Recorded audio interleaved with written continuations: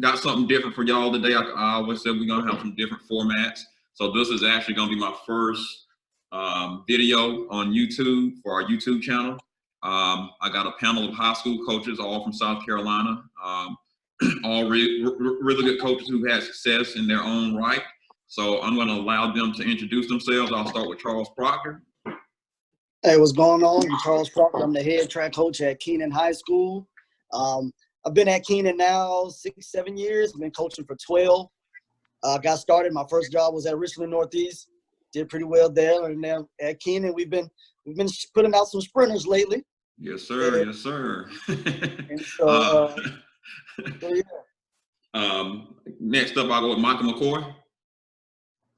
My name is Michael McCoy. I'm the sprint coach at Nashville High School. This is my first year over there, but the past 7 years, I was the hurdle coach at Northwestern High School. And before that, I was the head coach at Rocket High School for 7 years. Okay. Next up, we got Warren Ure. Hey, what's going on, coaches? I'm Warren Ure. I am the head girls track coach at Ridgeview High School. I've been there for 6 years now, and kind of like probably kind of been churning out some pretty decent athletes the past, I'd say 3 or 4 years. Level 2 certified in sprints, hurdles, and relays. Looking at trying to just get better, man. Nice. And last, Dante Butler. Hey, what's going on, coach? It's Dante Butler, head coach at Boiling Springs High School. Been there 2 years now. Previously, the sprint coach, jump coach at UNC Upstate, and coached also at Greenville High School, Greer High School, Burns, Wade Hampton. Been around, about 14 years total coaching, along with the AAU circuit as well. So glad to be here. Well, fellas, I'll first start off by saying thank you. I appreciate y'all taking time out your day. Obviously, we all spending time with family and just trying to make it through this quarantine the best we all can. So, man, as I do with all the coaches, I appreciate y'all taking the time to do this for me and doing this for the profession. Start off, all y'all have been high school track in South Carolina. I feel like it's catching up.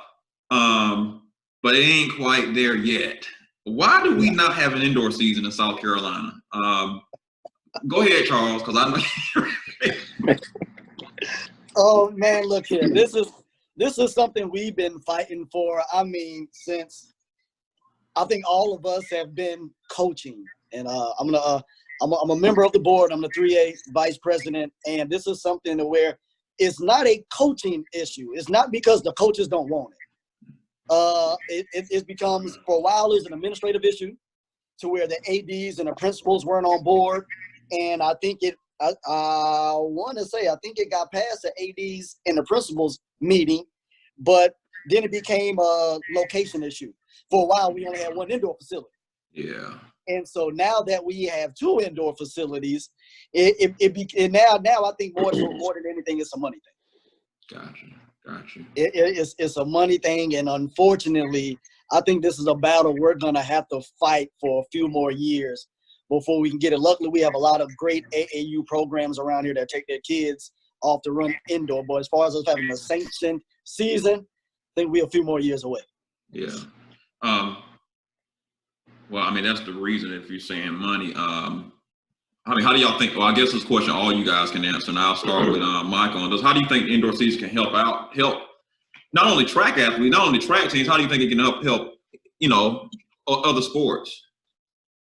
I think indoor season can help because when these kids go off to run in college, they have to run during indoor time, and the track season in South Carolina is so short that when these kids get in shape, it's the state meet.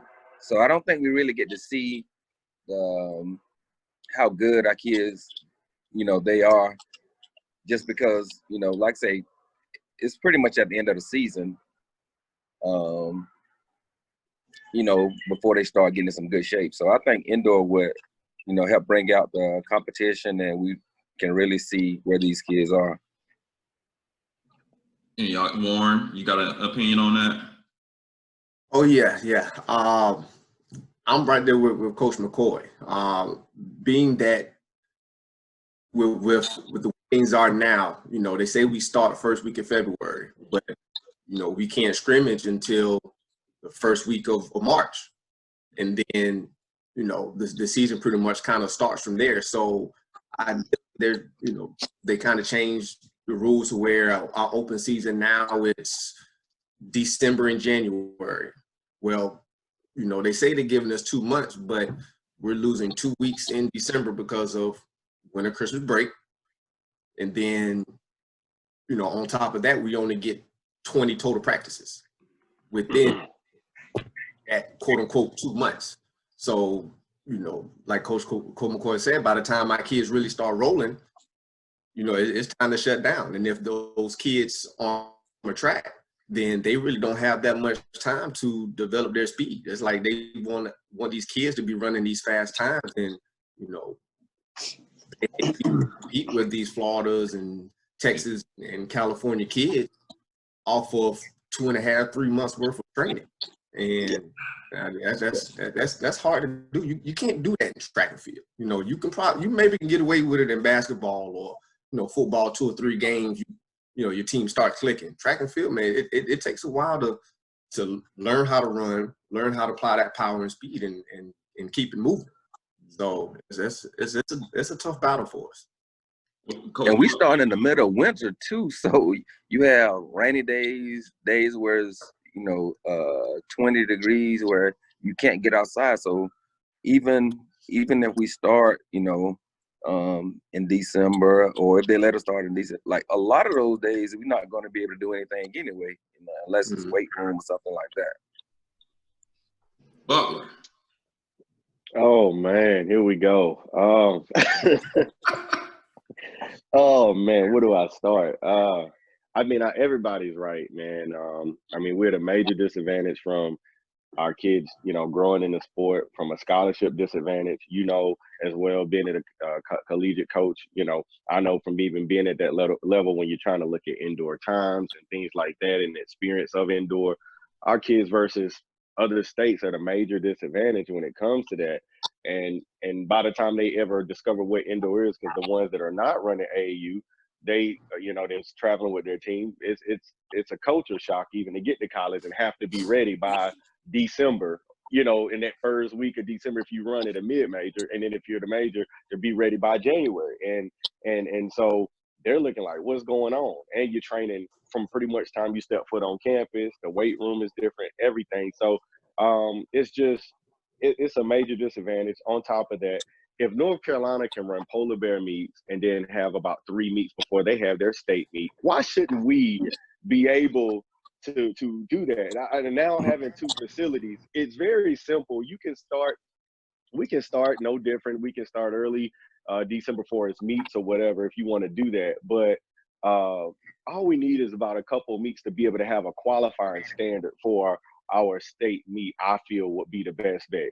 I think everybody don't worry about a conference meet because there's not enough facilities to worry about that. But I think you have a qualifying standard either to have a state qualifier and then a state meet, or you just, like I said, your season would only be if Clemson or South Carolina have a meet or 2, we go run in them, and you got those times that they have to be ran in South Carolina to say that this will qualify you to go to this state qualifying meet, and from there to qualify you for the state meet. All we need is about 3 good meets to do that, to get going, and then after that 2 more. So it's a total of 5 meets, and I think we can kind of be in a happy place. I'll take that over nothing at all. And it's like Coach Proctor was saying too, it's not a coaching issue. We've been known that. People have been voting on it. It's administrative standpoint, and it's a money thing. But my only problem is I've been blessed to be at like our larger schools, and Lord have mercy, I've seen them bring lacrosse in. I've seen them bring in, I've seen them, the ones that got swim teams. I know schools that got equestrian.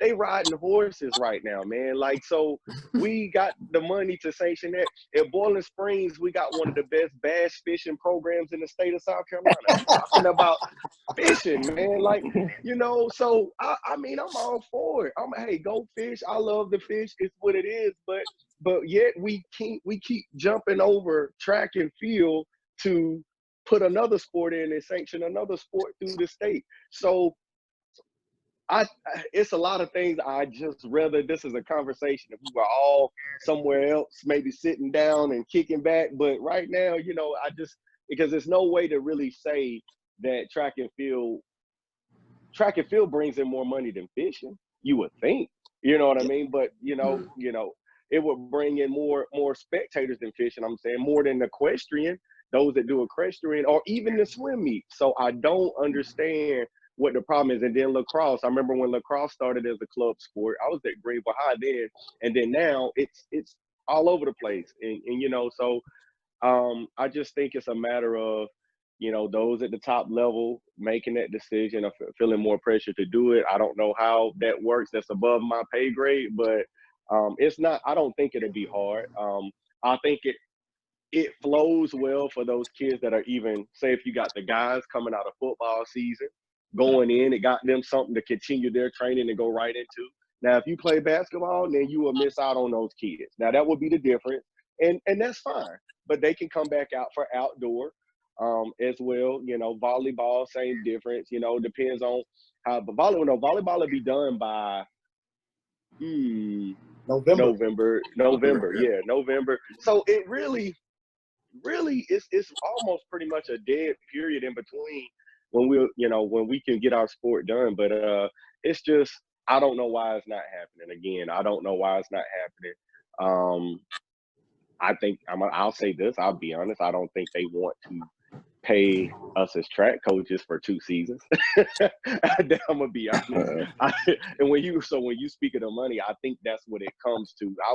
I'm not gonna shy away from that. They don't want to stipend us for those 2 seasons. They'll find a way to say, well, whatever they pay us for the spring will have to be what they pay, you know, it'll just have to be for both. So but really I think that's what it comes down to. They don't want to justify, some don't, they got to find a way to justify, okay, how are we going to pay them for 2 separate sports? Because let's be honest, and Morton, you know, and I'm sorry to take up everybody's time, but Morton, you know, at the collegiate level, I've even seen that a lot of people just don't understand our sport. They don't get indoor to outdoor. They just don't get it.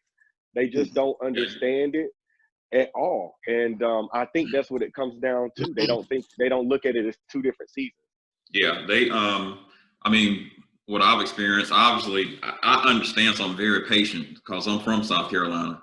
So when I get a South Carolina kid, and you know, if I get a girl run 25 high, but in high school she's run 25 flat, 24 high, she's like, man, and I'm like, hey, listen, your indoor time is going to be way slower than your outdoor time. You know, like, I mean, there's some cases where that's not the case, but for the most part, you know, the outdoor time is faster than the indoor time. So it's just having that education when you talk about moving from high school to college.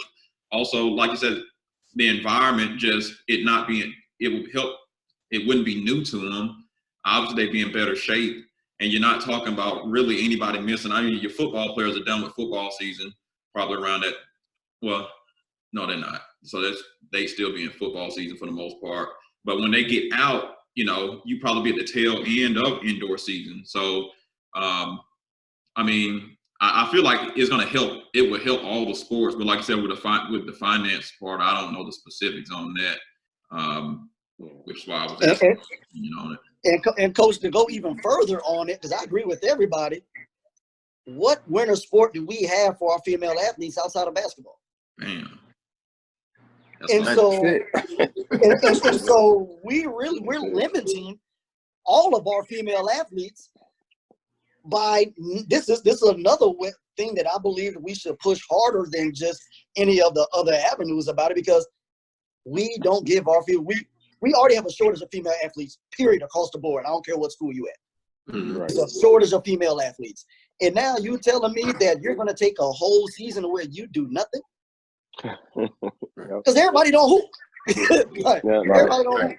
And so there's absolutely nothing else. And I don't know about y'all, my daughter not wrestling. So there's nothing to do for these females in the winter. And so, I mean, that's we put, not only is the state behind, but we also put our female athletes at a greater disadvantage by not having it. And I think track is one of the most successful sports if we talk about within South Carolina. I mean, you got so many, you know, talk about the Jazz and Quins and Raven Saunders, and I mean, you can go on and on about female. I can just imagine if they had an indoor where they weren't sitting around and doing anything, how many more athletes would that produce? You know, Yes. You don't know if a girl runs 12.5 in the 100, she might just be a 7.8 60-meter sprinter that, you know, and she don't get looked at as hard because she's a 12.5 sprinter. I'll look at her, but some other schools probably not going to look at her, you know. So, you know, it just gives more information to college coaches. I mean, it would just be positive all around. But I don't, you know, I don't know. Maybe I'll say these 2 quick points. I mean, absolutely with girls, I mean, that'll be something. I almost question, is that a Title IX issue? Does it get into some of those things? And then moving forward, I know you mentioned football. Unless you're playing in the state championship, which is December 5th around that time, you done. You done in November. Like, it's over. Like, you pray to be playing in November and be having Thanksgiving type week games, but football is over too. As well. But yeah, you know, so it's no collision with football. The only sports would be, and I'm trying to think what is going on during the winter. Basketball, and I'm trying to remember. That's it. So and wrestling, yeah. Wrestling. I forgot. Yeah, my son wrestles. So yeah, so I mean, it's really, and maybe this is a question for everybody right now. If we did have indoor track, do y'all believe it's very possible that we would have more kids on the indoor team than we would on the outdoor team? Yes. Yeah. Yes. A huge part. You think about some of these teams that have major and cross country teams, and their kids go play soccer in the springtime. Right. You know how many of them teams will be running indoors? Right. Because they also have absolutely nothing to do in the winter. Right. That's true. And I'll probably add on this too from, I know Coach Butler made a statement about this earlier. I know I've kind of thinking about this myself, and I'm pretty sure there's other coaches that think this way too from a paying standpoint.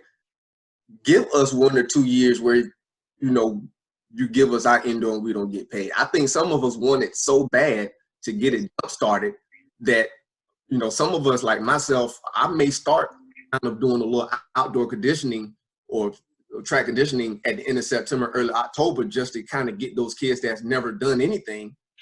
Hey, let's start with this, that, and the third. So if they just give us 1 or 2 years, we can figure it out. Mm-hmm. Yeah, I agree with you on that. Yeah, just like anything that you have obstacles in front of us, you figure out how to get over them, and you work past it. Let us get what these kids desperately need. Let us figure out the money, and we'll get it done because we want it that bad. But, you know, like you said, there's just some people, and I don't think it's a lot, but, you know, there's just some people, I just don't think that they don't want it. They don't want the headache to work. Yeah. But my thing with that is, and I know it's not a money thing. I don't see how you vote to have javelin in when you don't have anywhere to really practice that. Right. I mean, that's so dangerous to me. I mean, but you know, that's just my opinion about that. Yeah. Or trying to bring in boys volleyball. Oh yeah. Like, Thank you. Okay. Look, I'm clapping. Thank you. That's let me boys tell y'all this. Well, we can't get into a track. Yeah. Okay. Let me tell y'all this. Thank you for bringing that up. Because guess what we doing at Boiling Springs? This is our 2nd year in a row that we got boys volleyball practicing, and sometimes we have to share the gym on those messed up days that we have to go inside. We got to share the gym with boys volleyball. I'm like, what are we doing? It ain't even sanctioned yet, but you know it's coming. Right. You know it's coming. Oh, you got all this going on. You know, we're the 4th largest school in the state, but you want to get all these sports. And I'm sitting here like, and I'm talking to my AD. I was like, so I got to do what now? Yeah, you got to share the gym with volleyball, because I'm like, you know, I just and like I'm all for it, but don't put something ahead of us that's been here since the beginning of time that we deserve this opportunity to have indoor and to be able to move forward. It's just, it's crazy. And you mentioned javelin, Coach McCoy. Man, look at these guys when they started even trying to bring in race ball. I mean, you know, those things like that. It's on the track, but they won't race walk, and so we here we go adding more events, but you ain't gonna give us another season, you know. Right. So it's kind of like, how do you do this? How do you train for this? You know. Mm-hmm. Speaking of formats, I mean, obviously that's a discussion we could talk about all day. One I'm interested in hearing each person's opinion on is your state qualifying format. Right, doesn't need to change, stay the same. Explain that. How does that? Now, I just want to make sure I got it right. Is it the top three? Is it the top three from each region or top four? No, it depends on how many regions how many teams in your region. Yes. So I think if you have like 5 teams, you might have 4 to get out. Top 4? Yeah, the top 4. But if y'all don't mind, like this kills me. I hate this. I think it should be changed because, an example, 2 years ago when I was at Northwestern, we had 5 girls that ran 11.9 or better. One of those girls had to stay home, but another girl that ran 13.3 was at the state qualifying. Come on now. Yeah. So I think it should be a qualifying time to go to state qualifying, a standard. That's just my opinion. I agree. I agree with it. I'll say this, because being on both sides of it, one, I go back to the days, and I think, Charles, you were in that as well. Morton, I know you was in that, where we all had upper state and lower state. Yeah. Now, and even that had its things where the lower state can argue that, hey, we had these better times and these people should have made it in, or we'll argue that we had the better times and we should have got in. But I believe I'm with Coach McCoy on the qualifying time. And I say this because when I coached at Spartanburg Day School, I was in Skeesa. Now, the times or the marks aren't they probably would need to be adjusted for us, obviously. But to go to the state meet, it was just like going to the NCAA regional. You had to run a certain time or national. You had to qualify by running the time to go to state. It wasn't because you were in your conference and your conference, you placed this out your conference and went. No, you had to run the actual time or meet the mark, and then you go to state to battle it out for the right to be crowned state champion. I was all for that. A lot of other people was kind of like, hey, against it because, the competitiveness of it. But I think if Hello? I hear you. But say, Coach, you going out, Bo? Yeah. Oh, he ain't still talking. Dante, I don't know if you're still there, but must have went out. What's y'all's he'll probably be back. What's y'all's opinion on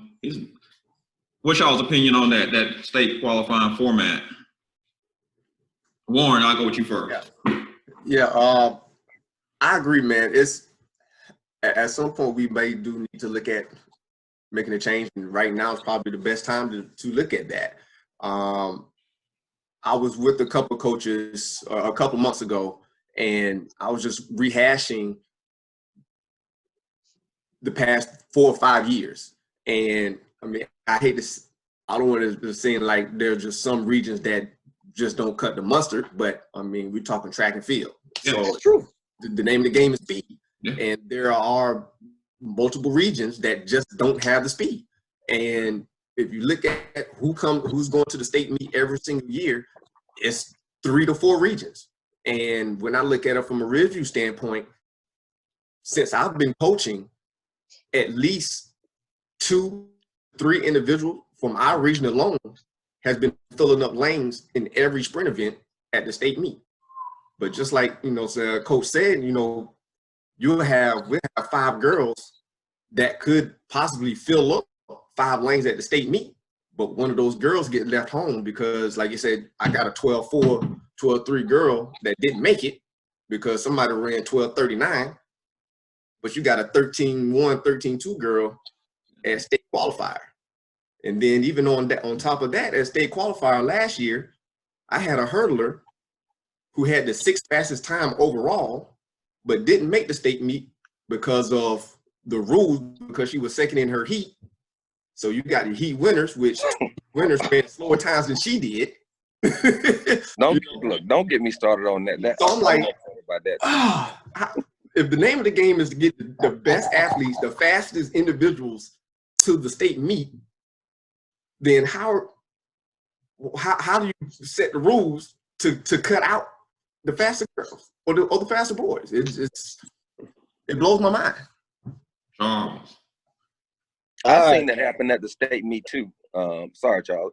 No, I've seen it happen at the state meet too, on a hurdle side, where one group of hurdles, they were slower, but the heat winner wanted to get into the state, but everybody in the heat before them ran faster than her. Mm-hmm. But they were left out because they weren't heat winner. So, I mean, I don't know. I think it need to be changed, in my opinion. It definitely does. And the crazy part was we actually just put together a plan to change the qualifying standards for the state meet. We were going to bring 16 to the state meet. Whatever meeting was just brought up, and I wish I could have remembered it, but whatever meeting that just came up between the ADs and principals or whatever, it got tabled. As a matter of fact, it was a meeting, I think, at the high school league. It got tabled. So it wasn't totally shut down, but it wasn't something that was really thought about much either. And the guys at the high school league that are over track and field really went to bat for us, but it was still tabled. And with that, we were trying to bring 16 to the state meet. And what it would have done was, which is, I like it and I don't like it. If you've ever been to the summer clinics, you know I am not a fan of upstate, lower state at all. I hate it simply because, like you said, you always have your arguments. The lower state one year had a boy sitting home in the daggone 800. Boy went 201. Upstate got a boy at the state meet. The boy went 210. Like, come on, man. Like, that's asinine. I hate it. But with this one, what it was you had upstate and the lower state, and so the top 4 go. Top 4 from the lower state, top 4 from the upstate go. Now, then it becomes a performance list. The next best 8 times, all 16 of those get to the state meet. There you go. And so I liked it in the sense from where you might have, like for instance, I might have a kid go 10-5, and you might have your one bad meet at the qualifier, and you come in 5th. If you in an upstate, lower state joint, and now you're sitting at home, and you got the daggone 11-2 that's going to the state meet. Now this gives you a chance that, if you did have your bad meet at the state qualifier, it at least gives you a chance to come back. I do not like the top 4 coming out of the region simply because of the same fact that Warren was stating earlier. For us last year in 3A, our region sprint-wise like the SEC. And so we had kids coming in 5th that would have won some regions. And this kid is not being able to go to the qualifier, but you got this region where the boy is winning with 11-2. Yeah. And it's just like, look, at the end of the day, we shouldn't even be lined up together. But we are, because of the way the rules are set. And so it was some things put in place, but it has been tabled. And so hopefully when they have the next meeting in August, we can move forward with that. But I think that's a situation where it's always going to be somebody that's not happy with the qualifying standard. But I do believe the more we can get to the state meet, the better it is for everybody. Right. Well, let me say this, Coach. I totally agree. If I ain't heard that one, but man, let me know. I'm voting today for that one. Like, I would love that especially right before in 5A. I would vote for that any day. To get the people in. And another thing, I don't like to extend the track meet, the state meet longer than we have to. But you guys let me know how you feel about this too. I like 16 anyway because our kids need to know how to run rounds. Yes. And Right. they don't Yes. know how to run rounds. That is a hard thing to coach and train, and the best experience is experienced by doing it. And our kids used to go in the meets. Now if you go to a couple of invitations, you may run a couple of rounds, but they still don't know. But at the end of the year, you don't really run rounds enough until you start your county meet into your region meet, you know? So I think if you're going to do it in your county and region meet, why aren't we running rounds at the state meet? I think, like you said, it should be more to get into state, but take the better times. Because imagine what would have happened if we got, like you say, you mentioned, say you got these guys, say just running 10-5, and you got 5-6 guys that was running 10-5, and nobody's left out, and you get them in one heat. What you think they really go run? Or you get them in the two. What do you think is really going to happen? We think we're seeing records now. Just imagine if that person get a chance, like you say, if they didn't have a good meet, or they get a chance to redeem themselves, or you just get the better people in there and nobody's left out. I think the best is yet to come, truly, to say that when it comes to seeing records being broken, like, or even worse, in the field events, we all know how the jumps look, and long and triple jump it especially, or high jump, where you go out there and you got people out your region, say you got a girl triple jumping, making it in, jumping 32 in a triple, and and one out of a region, and you got somebody left out your region and they may jump 37.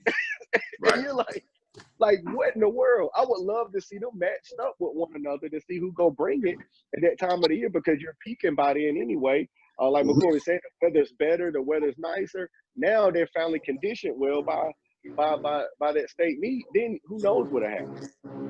Coach, I'm gonna piggyback on two of those things. Mm-hmm. I believe us not knowing how to run rounds ruins us during the AAU season.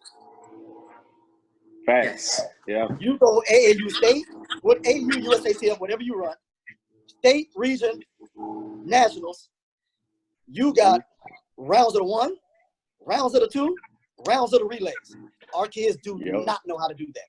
If you're not one of the programs, like for the ones that are on this call right now, we take our kids to some of the bigger meets that might have rounds. But let's say you have a child who's very talented, but isn't in a program who goes to these bigger meets. You never know how to do it. And then when you get to the summer, you don't know how to do it then. So that sets us up for failure. And to also go on what you just said, Coach, about getting everybody together, I would love if we had a California format and there was no division for the state meet. 1A, 2A, 3A, 4A, 5A, line up one true state champion. Let's go. Let's go. That's it.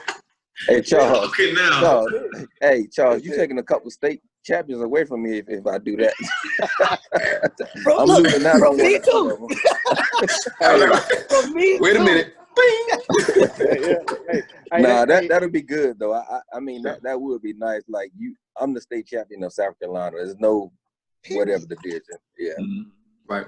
But it sounds like, and this is a bigger discussion, sounds like it becomes do we want to become a competitive state? I mean, we're already competitive, become way more competitive. Because like you said, if you got a girl that's running 12-4 staying at home, and you brought a girl running 13-3, and you replace that you just take top 16.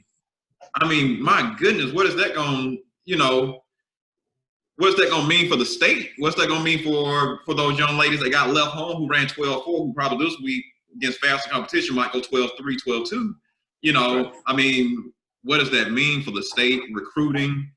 I just think it can only be positive, but do we want to become more competitive, or do we want to give everybody an opportunity and make it everybody gets a chance, that's not necessarily what it is, because they're winning their region, but at the same time, on a bigger scale, I don't feel like it should be about everybody getting an opportunity. Because, I mean, when you get to the top level, you look at football, basketball, if you're not performing at a certain level, you don't get to be out there, So how come in our sport, we're not sending the best to the state meet where all the best should be competing at? It's a small pocket. It's a small pocket, and this is just my opinion. I could be totally wrong. I believe it's a small pocket of coaches in this state that want it to be that competitive. Right. And the majority is just okay with it being a participating sport. They're okay with the format. There's no argument there. They're okay with if you get a good one, you got one. If you don't, okay, it's fine. I'll just coach my team. It's a small group of us, man, that's really out here. That's okay. Hey, look, let's line everybody up. Mm-hmm. Let's line everybody up. And look, I bring them to Northwest. I bring them up there in the Rock Hill, and Micah can beat my head in all day. and I'll go in the next week. I'll go to Ridgeview. Yeah. And let Warren do the same thing to me. But it's a small pocket of coaches that's gonna do that. Yeah. Right. It's a small pocket that's gonna line that wants their kids to line up with the best, because we all know you have to line up with them on a consistent basis to get better. A lot of coaches don't want to do that. Well, here's a suggestion. I think this is a good place where we're at. Something you brought up about running the rounds and AAU and things like that. Here's another thing too about AAU or USATF in the summer or anything. Guess what? Only thing separates them is age group. So it ain't no 5A, 4A, 3A, 2A. Everybody against everybody. It doesn't matter. We face the best in South Carolina versus the best in Georgia versus the best in Texas, whoever. You got to see them eventually. And so going to it, here's an idea. If you ever get that proposal, here's something that just hit me. What if, like, to branch a little bit of Texas and California on this when it comes to the state meet, what if we have a sectional meet? Our sectional, you can have your conference, but so that adds you an extra week of track and field, basically. So your sectional, after your region meet, your sectional will be all 5A against 5A, all 4A against 4A, all 3A, 2A, just like that.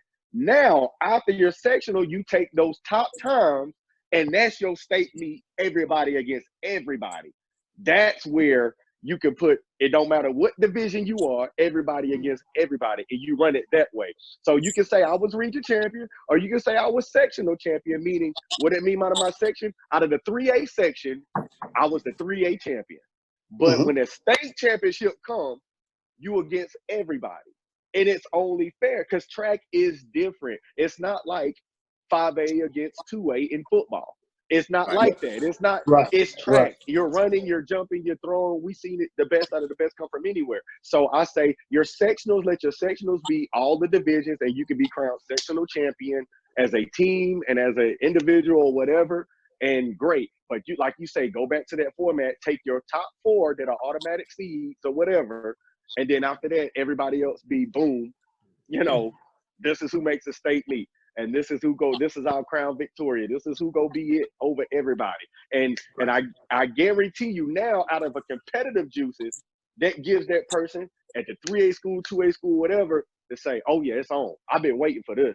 Because the only time you ran against them was at a dual meet or at an invitational, or if you ran against them at the Coaches Classic or Bojangles or whatever, you know what I'm saying? So it's like, yeah, I've been waiting to get back to such and such. This is my time. And it's all on the line for the state championship. So I think that pushes us into segueing into that conversation of what can we do to promote our sport more? Well, guess what? I think that would be it. That is truly a battle royale at the end, and everybody against everybody, and all bets are off. Like, it's just who's the true best athlete. And I think from track and field, that'll be, to me, a showing of who's the true best athlete in the state out of any sport, because it's out of any division. Like, it don't matter. I can out throw you, I can out jump you, run you, whatever, and we got something. But I think instead of having a state qualifier meet, just let that qualifier meet be the sectional, and the sectional will qualify you for state, and it's just one blanket, it's just one state champion. So I think that's just an idea. That's an idea. I think it sounds great to me. You had me when you said everybody versus everybody. I was so right.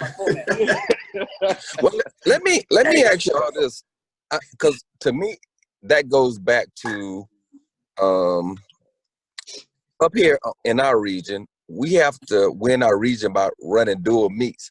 To me, that bothers me some, because when you have just your track team and another track team, it's like, okay, the kids will tell you, I didn't really feel anything. So I'm saying, I think they need to come back and have one big region meet. But when we have dual meets, it need to be almost like it's an invitation where you have 5 or 6 teams every time you run. That's my opinion on that, though. Oh, I have Wednesday night invitationals. It'd be 15 teams over there. See, that's what I'm saying. Like it's like a big meet. So, you know, you get the nerves, you know, you get to compete, but when you just running against people you know from middle school and all, it's like, okay, well, we had another meet with them. You know what I mean? Right. Yeah. I'll jump in here. Two things. I'll try not to take too much time. Going back to the conversation earlier, I think Coach Butler brought a good idea up. The one thing that I kind of think would deter that, and I think Charles kind of hinted at it before Coach Butler started talking, you have a handful of coaches. Like you said, we got a small group that wants to see, hey, you get your horses, I got my horses, let's go at it. But you a large group of coaches that, one, aren't as educated to prep their kids to compete at that level. And then two, you got a lot of coaches that they like to see their names in the paper. So if they're competing against better schools and their kids aren't at the top, or hey, I done won our regional state meet 10 years in a row. I done won region 10 years in a row. Yeah, but that you're winning it with, like the kids that I didn't even bring to my region meet that I call JV are beating those times. So what are you really accomplishing? You know, you're doing a disservice to track and field, right? So that's one thing. You know, but you know, I probably, you know, saying take a couple coaches off of that, and whoever feels some type of way, I'm probably talking to them.